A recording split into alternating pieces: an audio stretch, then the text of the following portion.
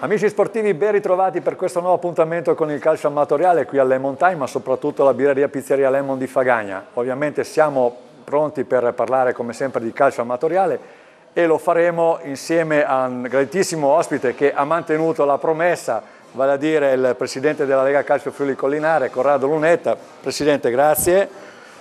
Non potevo esimermi. Non avevo mai messo in dubbio la sua parola, anzi mi fa molto piacere averla qua, soprattutto anche perché, oltre alla sua presenza, perché come vedo si è fatto accompagnare appunto dalla classe arbitrale della Lega Calcio Friuli Collinare. A lei l'onore di presentarli allora. Allora alla mia destra Bruno Comuzzi, responsabile del settore arbitrale, e alla destra di Bruno Comuzzi Guerrino Puzzoli, responsabile dei designatori, nonché grande affezionato del nostro calcio, sempre presente. Bene. Nella puntata precedente, quando ci siamo visti appunto nell'incontro precedente a questo, avevamo inquadrato un pochettino tutto il discorso relativo alla Lega Calcio Friuli Collinare e avevamo parlato appunto di settori.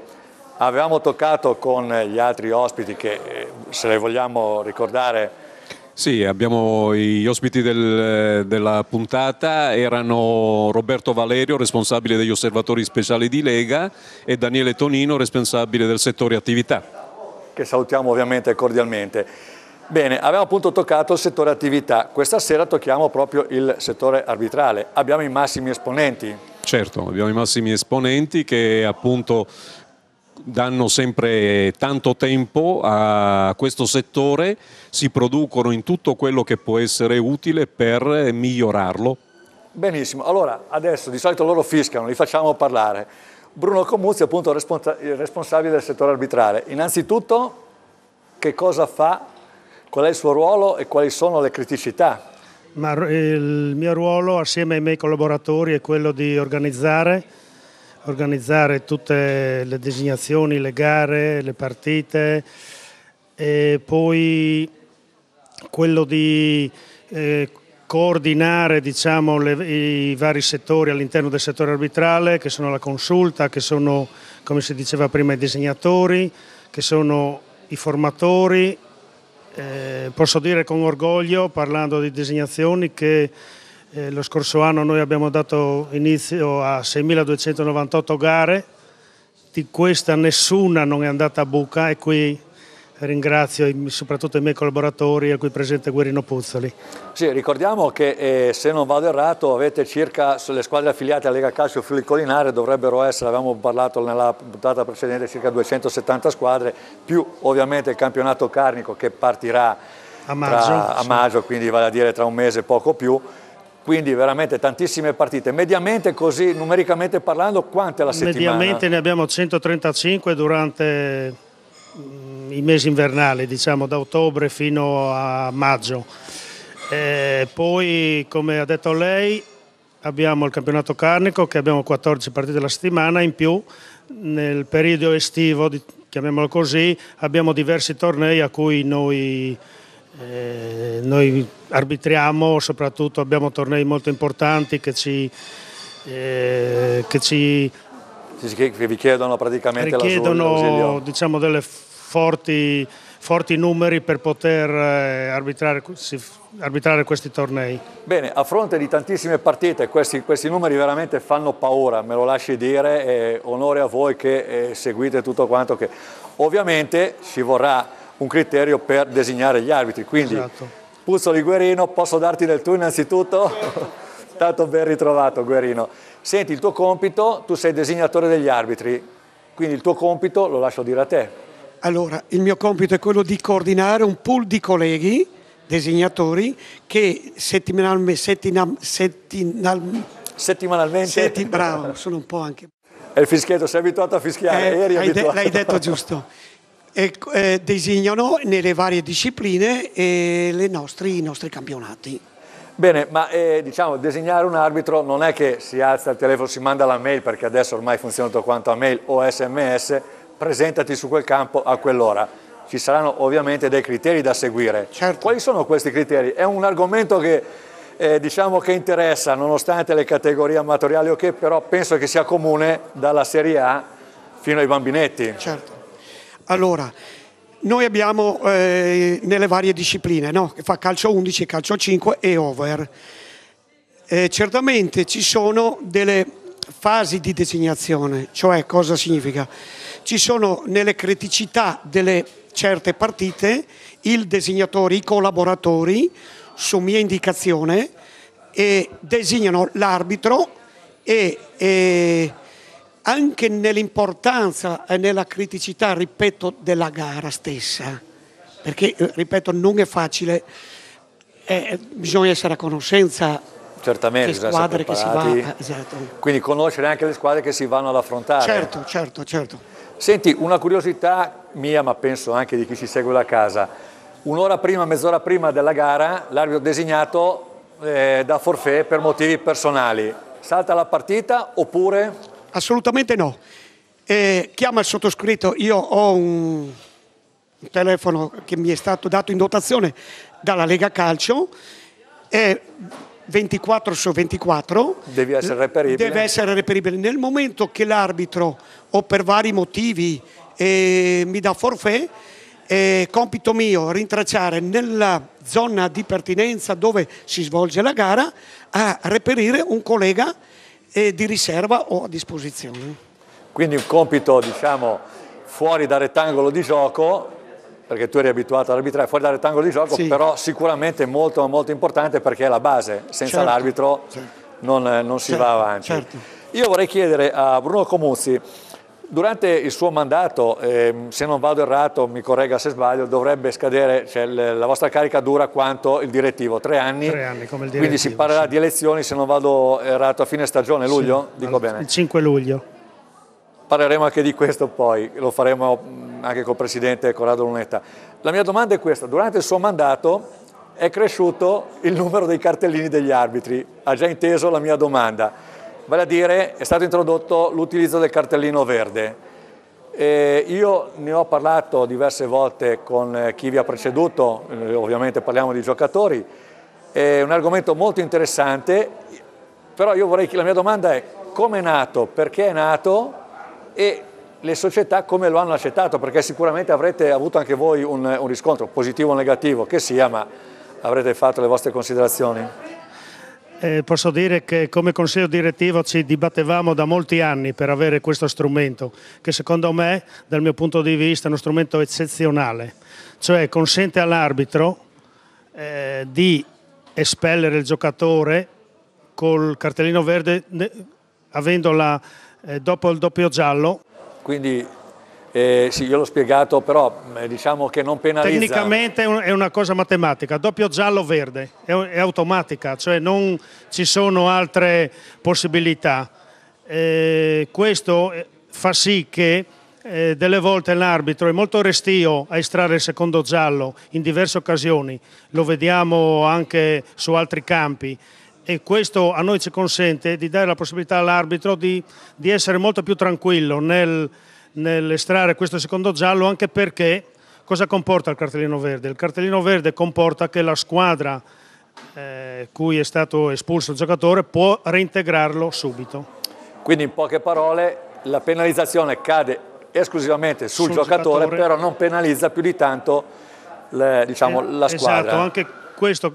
Delle volte all'interno di una squadra c'è magari un giocatore un po' irrequieto, diciamo così, tra virgolette, e per non penalizzare tutta la squadra, in questo caso si penalizza solo il giocatore, che poi automaticamente verrà squalificato la partita successiva. Quindi la domanda è scontata per quanto riguarda il riscontro da parte della classe arbitrale, proprio inteso come soggetto che va in campo, penso positivo, ben accetto. Per quanto riguarda invece le associazioni? Le associazioni, qualcuna bene, qualcuna male, come in tutte le cose. Lei sa benissimo che il calcio è un po' conservatore, di conseguenza quando ci sono delle innovazioni il calcio tende sempre a conservare. Noi, secondo me, abbiamo adottato questo strumento, che è uno strumento, come le dicevo prima, dal mio punto di vista molto importante, ne siamo orgogliosi. Sicuramente, probabilmente in futuro anche altre associazioni, anche altri... Magari copieranno? Ma secondo me sì, magari non così drasticamente come abbiamo fatto noi, però potrebbe essere. Potrebbe essere. Presidente Lunetta, abbiamo parlato di scadenza di mandato, 3 anni a luglio. Prima di andare in pubblicità, come giudica il suo mandato? Ormai diciamo quasi giunto al termine. Sì, siamo allo scadere, comunque senz'altro. Il mio mandato lo giudico per quello che riguarda la nostra attività e il nostro lavoro, senz'altro ottimo. E la squadra, visto che comunque faccio finta di avere una squadra anch'io, di essere un allenatore in panchina. Di squadra si tratta. Esatto, è sempre una squadra, da diversi anni e con tanto lavoro comunque ha raggiunto dei risultati incredibili. Non abbiamo mai smesso di cercare di migliorarci e migliorare, per cui il lavoro è sotto gli occhi di tutti, perché sono fatti e non parole. C'è una normativa che viene sempre studiata a fondo, cambiata ogni anno, ci sono settori come l'informatico che praticamente quasi ogni giorno recupera novità, di conseguenza il tutto è sempre positivo. Di conseguenza vado alla fine del mandato molto sereno di aver fatto tutto quello che si poteva fare, senz'altro per questa Lega Calcio Friuli Collinare, un campo amatoriale che senz'altro ha bisogno di ancora adepti e di far sì che la gente possa giocare al pallone in libertà. Questo suo bilancio sicuramente positivo, lo possiamo intendere come un preludio alla sua ricandidatura? Sì, anche se 3 anni fa senz'altro avevo pensato che una persona diversa, più giovane, potesse ricoprire questa funzione, un po' le spinte, un po' la voglia di fare ancora qualcosa per la Lega Calcio ha fatto sì che comunque recedessi da quest'idea, e di conseguenza diventa logico che anche nel prossimo luglio mi ripresenti con sempre una squadra ancora più folta, ma con le fondamenta senz'altro ben corpose. Personalmente mi fa molto piacere, l'ha promesso davanti alle nostre telecamere, io le lascio 120 secondi di tempo solamente per riprendersi dalla notizia che ci ha dato in diretta. Ci vediamo per la seconda parte.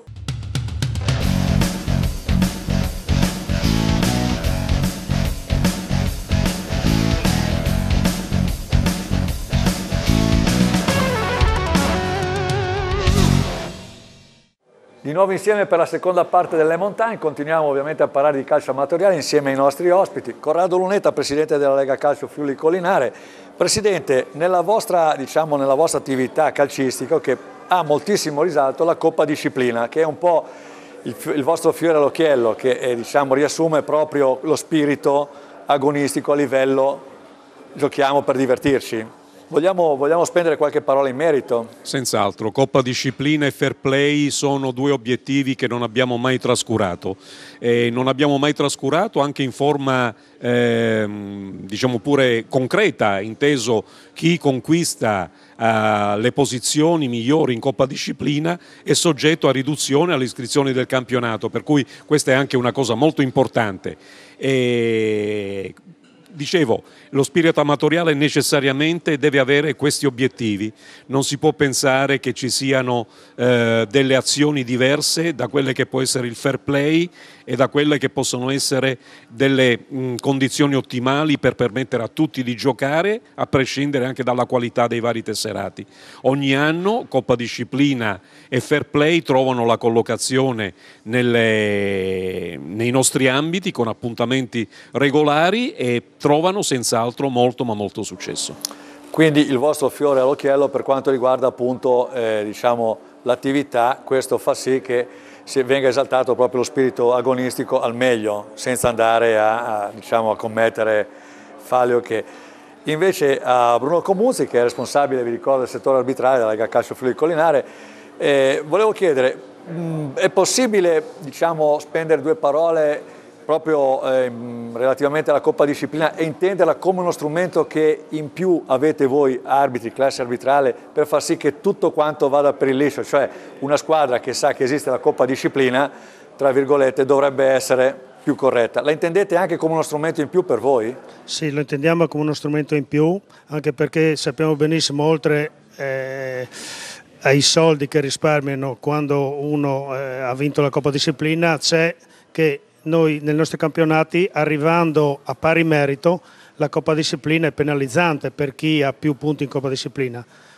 Per quello che riguarda l'arbitro, chiaramente sì, non è che pensi se ammonisco, se non ammonisco, l'arbitro comunque va in campo per far rispettare il regolamento. No, quello sicuramente, però diciamo la squadra che sa che ha questa spada di Damocle sul collo, la Coppa Disciplina, penso che vada in campo con... Esatto, la squadra sicuramente, anche sentendo varie componenti delle associazioni, tendono a sollecitare che i giocatori siano un po' più tranquilli, nel senso di non prendere ammonizioni magari. Sicuramente. Faccio un po' l'avvocato del diavolo, quindi riassumendo, ogni infrazione che viene commessa durante lo svolgimento della gara comporta, diciamo, una sanzione a livello di punti. Di punti, sì. Questa va a fare classifica, che poi potrebbe ritoccare la classifica punti, esatto. Ma soprattutto tocca anche le tasche della società, in base ovviamente alla, diciamo, no, belle tasche proprio no, diciamo è un premio a chi vince la Coppa Disciplina, e viceversa nel computo della somma di tutti questi punti, della sommatoria. Per fare un esempio, nel calcio a 11, quando una società arriva a un tot numero di punti, un punto di penalizzazione.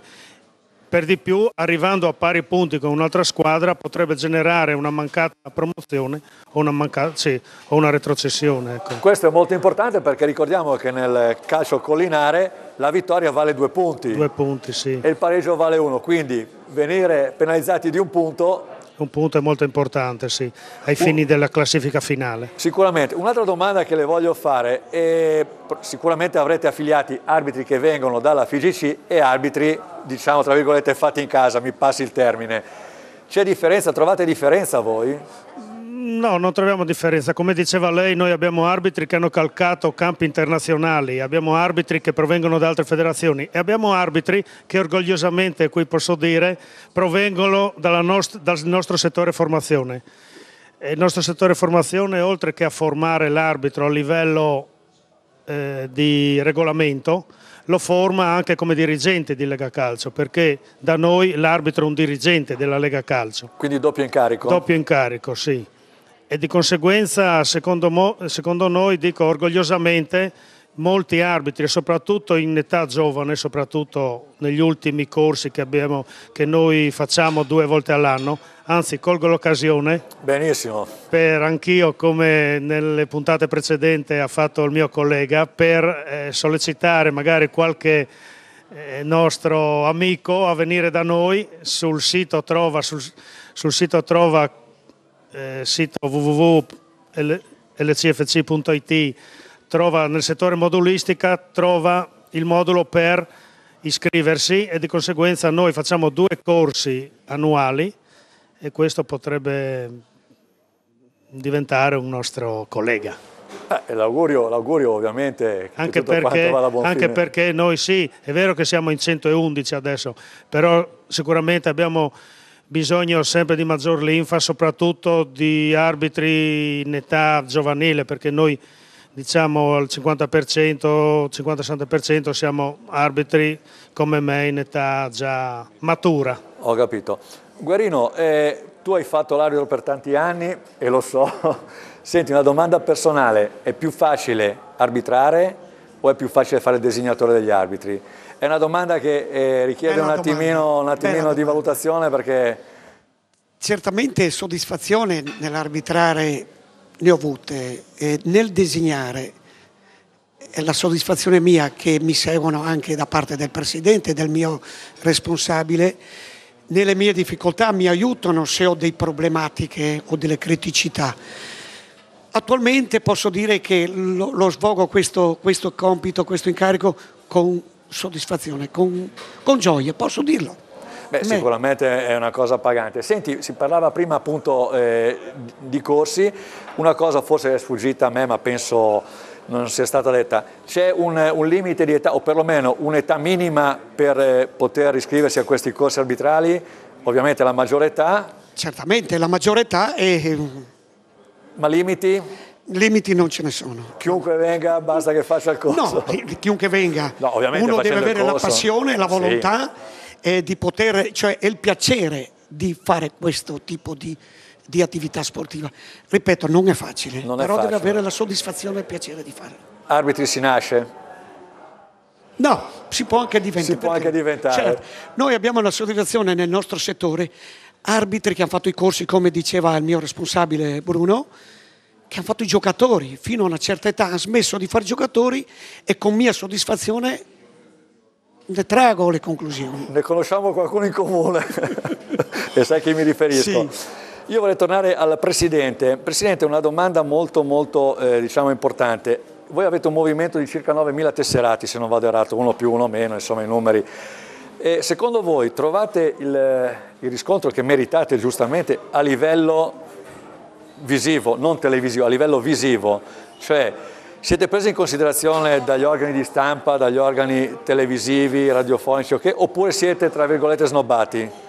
9.000 sono tanti, Non è tanto un problema di snobbarci, è che probabilmente ancora non è stata focalizzata nel modo opportuno quella che è l'importanza di questo movimento.